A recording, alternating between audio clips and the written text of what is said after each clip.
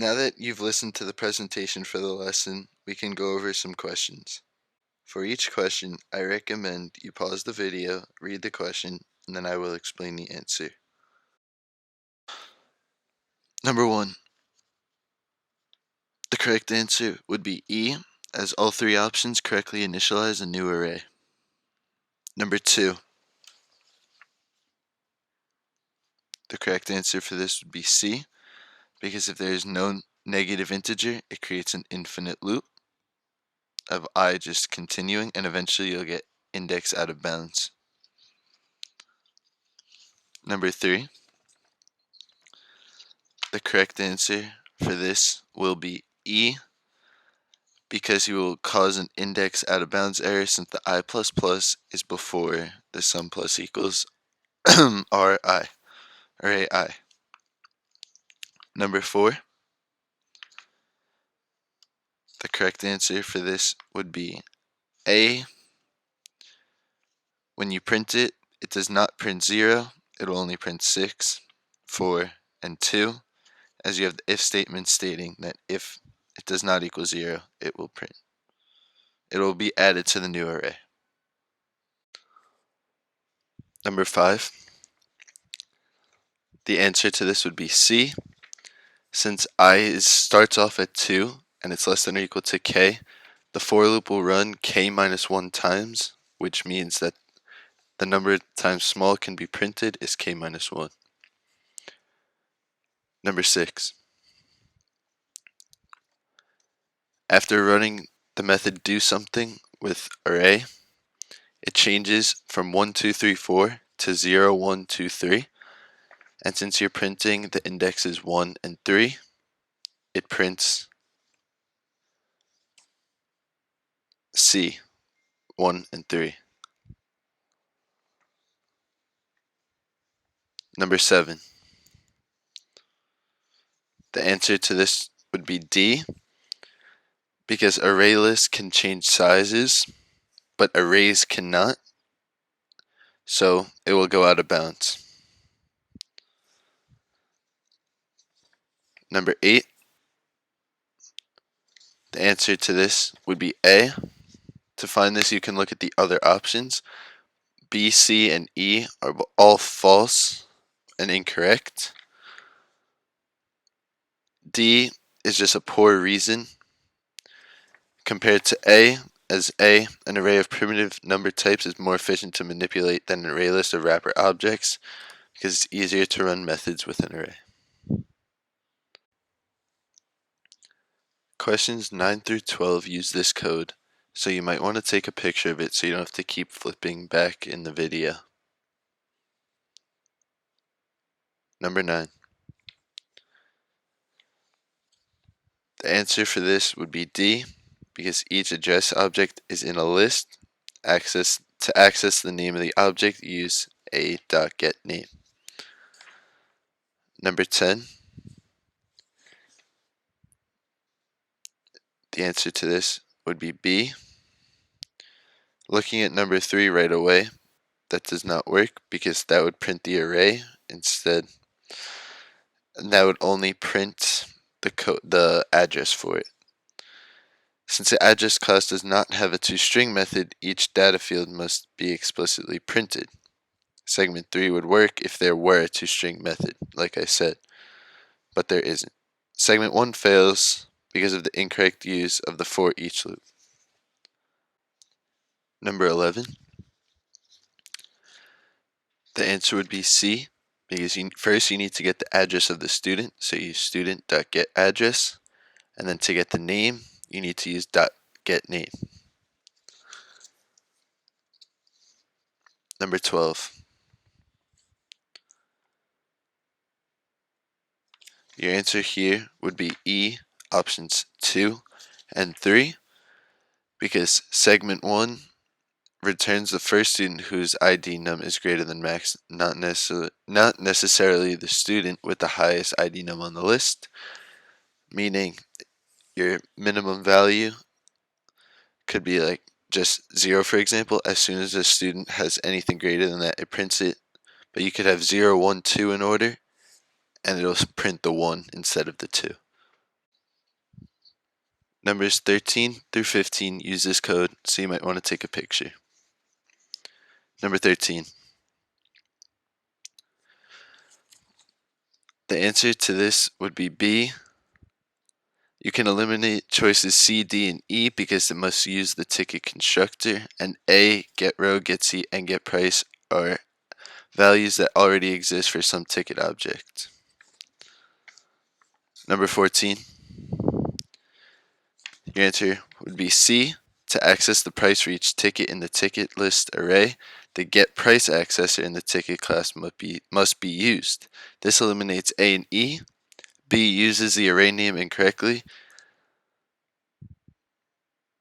D and E incorrectly declare transaction objects. So your answer would be C. Number 15. Your answer here would be A because an array of type transaction is required. C and D do not use this, so you can eliminate those options. And B incorrectly uses type ticket. E puts the identifier list of sales in the wrong location. Number 16.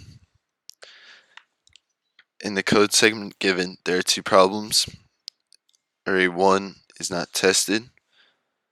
When I has a value of n-1, incrementing I will lead to an out-of-range error for the if statement. Modification 2 corrects both of these errors. The change suggestion 3 corrects neither of them, and 1 corrects 1 but not 2, so your answer would be B. Number 17. Your answer here would be A. If you notice, either V index or W index is incremented at the end of the loop. This means that when the loop is exited, the current values of V index, and W index have not been compared. Therefore, you can only make an assertion for values V0, V index minus 1, and W0 to W index minus 1.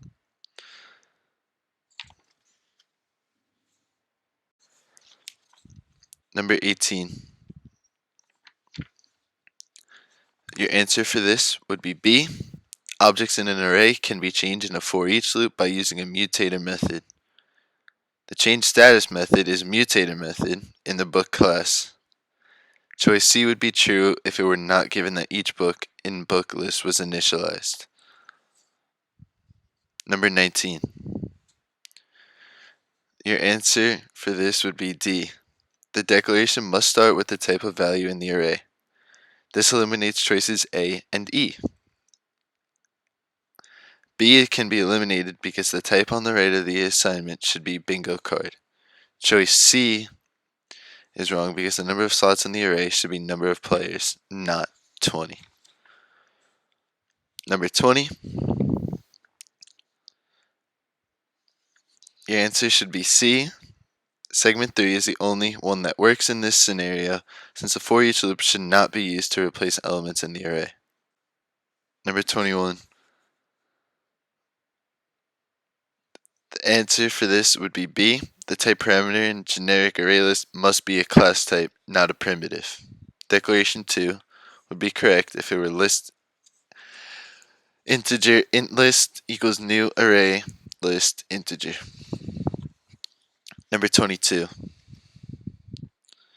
Your answer for this would be E.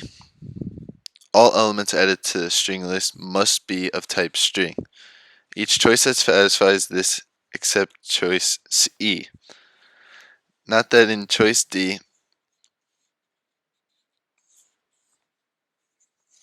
Number 23. The answer to this would be C. The effect of choice C is to adjust the size of the list to 7 and to add the integer 9 to the last slot.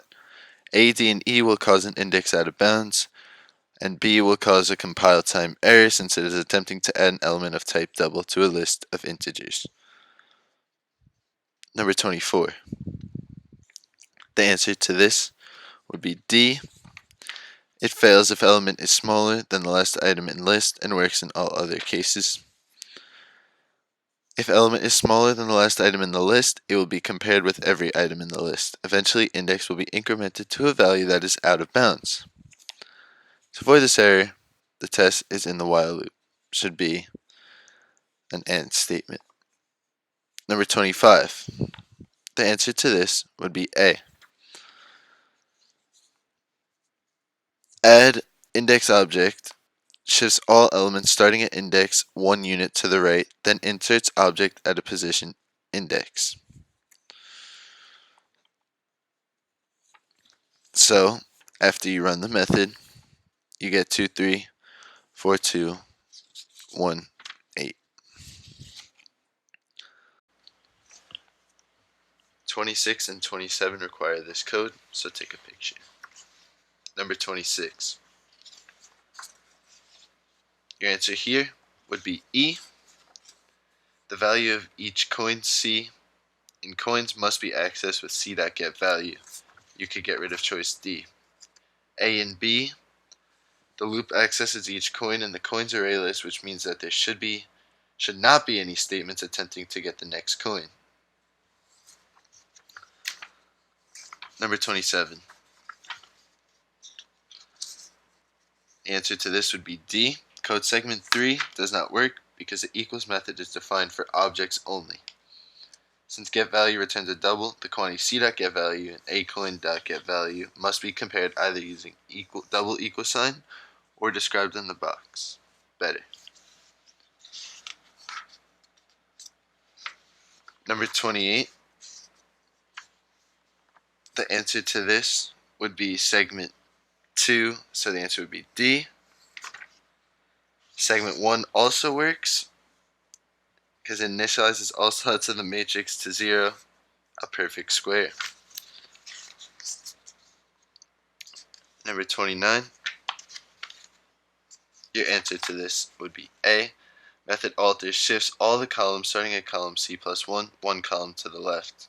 It also does it in a way that overwrites column C.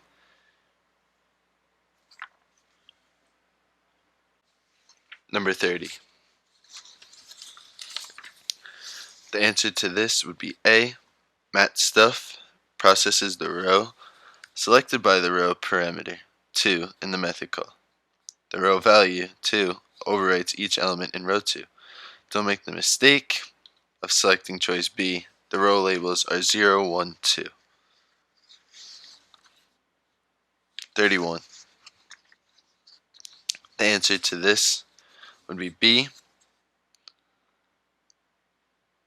I goes from 0 to 0, J goes from 0 to 0, so the only interchange is swap mat 0, 0 with mat 1, 1, which suggests choice B. Number 32. The answer to this would be D. The method as given will throw an array index out of bound exception. The changes in segments 1 and 2 both fix this problem. In each case, the correct replacements are made for each row I. Mat I equals mat I, mat 2. And mat I2 equals mat I3. Segment 3 makes the following incorrect replacements as J goes from 3 to 2. Number 33. The answer to this would be B. For the method call is there mat22 $, the code counts how many times money sign appears in row 2. This eliminates choices 1 and 2. Number 34. The answer here would be choice D. Segment 1 is a row by row traversal segment. 2 is a column by column traversal. Each achieves the correct post condition. However, segment 3 traverses matrix but does not alter it. Number 35. Your answer choice here would be E. Since there are 365 valid days in a year, the divisor in calculating the average must be 365. It may appear that segments 2 and 3 are incorrect because they include rainfall for invalid days in total. This means However, since these values are initialized to 0.0, including them in the total won't affect the final result. Number 36.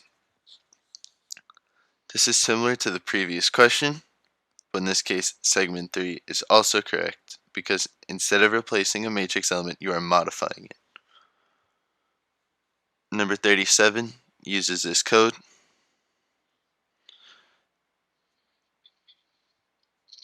Here's the question. Your answer would be E. There are 3 things that must be done in each row. Add an opening boundary line, add the symbol in each square, add a closing boundary line. All of these statements must therefore be enclosed in the outer for loop. And those are your questions.